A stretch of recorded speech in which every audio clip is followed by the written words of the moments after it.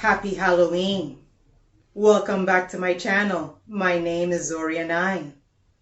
Tonight we have a poem written by the infamous Edgar Allan Poe entitled The Raven.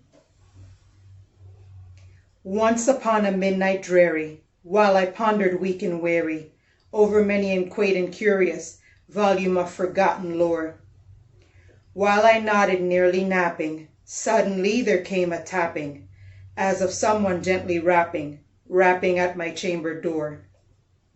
"'Tis some visitor," I muttered, tapping at my chamber door, only this and nothing more.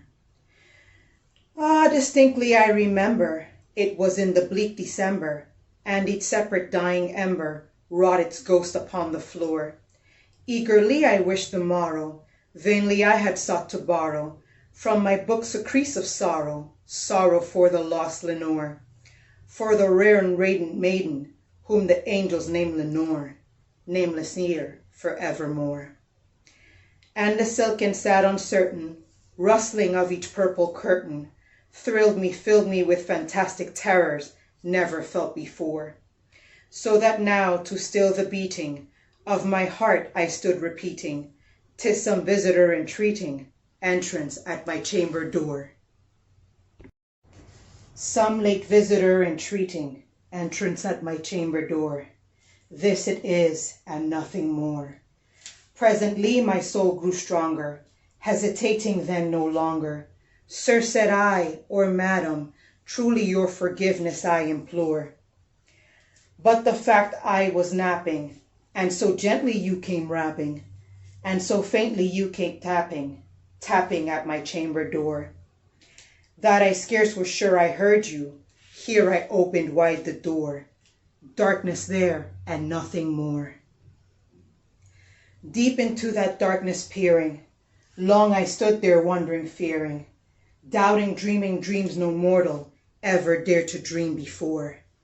But the silence was unbroken, and the darkness gave no token, and the only word there spoken was the whispered word, "Lenore." This I whispered, and an echo murmured back the word "Lenore." Merely this and nothing more. Back into the chamber turning, all my soul within me burning, soon I heard again a tapping, something louder than before. "Surely," said I, "surely that is something at my window lattice. Let me see then where thereat is, and this mystery explore. Let my heart be still a moment, and this mystery explore. 'Tis the wind and nothing more." Open here I flung the shutter, when with many a flirt and flutter is there stepped a stately raven of the saintly days of yore. Not the least obeisance made he, not an instant stopped or stayed he, but with mien of lord or lady perched above my chamber door, perched upon a bust of Pallas just above my chamber door, perched and sat and nothing more.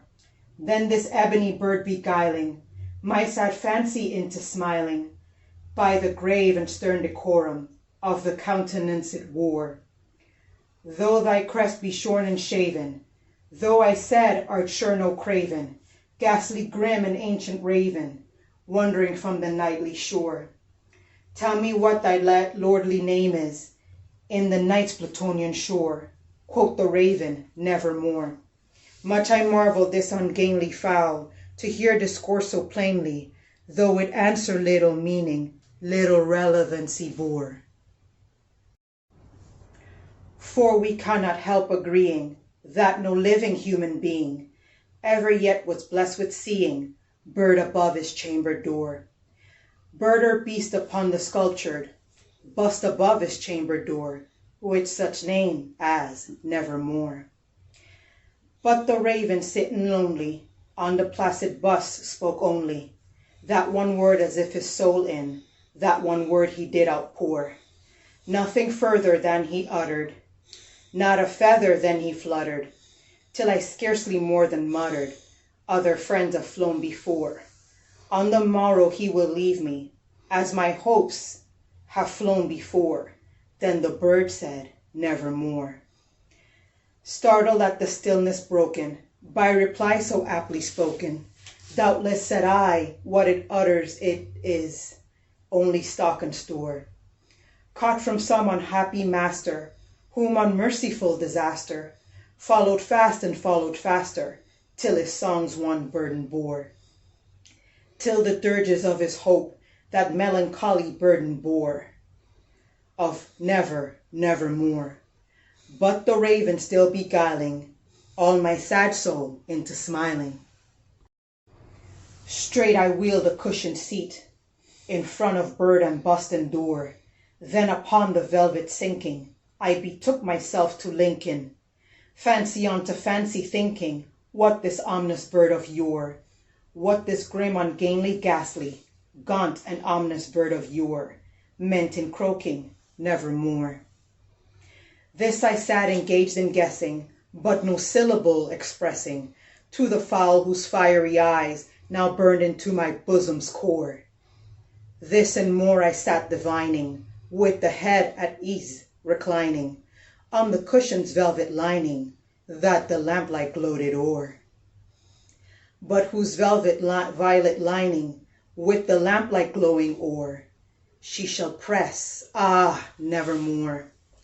Then methought the air grew denser, perfumed from some unseen censer, swung by angels whose faint footfalls tickled on the tuffled floor. Wretch, I cried, thy God had lent thee, by the angels he had sent thee, respite, and nepenthe from thy memories of Lenore. Quaff, O quaff, this kind nepenthe, and forget this lost Lenore. Quoth the raven, nevermore. Prophet, said I, thing of evil, prophet still, if bird or devil, whether tempter sent, or whether tempest tossed thee here ashore, desolate yet all undaunted, on this desert land enchanted, on this home of horror haunted, tell me truly, I implore, is there balm in Gilead? Tell me, I implore. Quoth the raven, nevermore. Prophet, said I, thing of evil, prophet still, if bird or devil, by that heaven that bends above us, by that God we both adore. Tell this soul with sorrow laden, if within the distant Aden it shall clasp a saint maiden, whom the angels name Lenore. Clasp a rare and radiant maiden, whom the angels name Lenore. Quoth the raven, nevermore. Be that word our sign of parting, bird or fiend, I shrieked upstarting. Get thee back into the tempest and the night's Plutonian shore.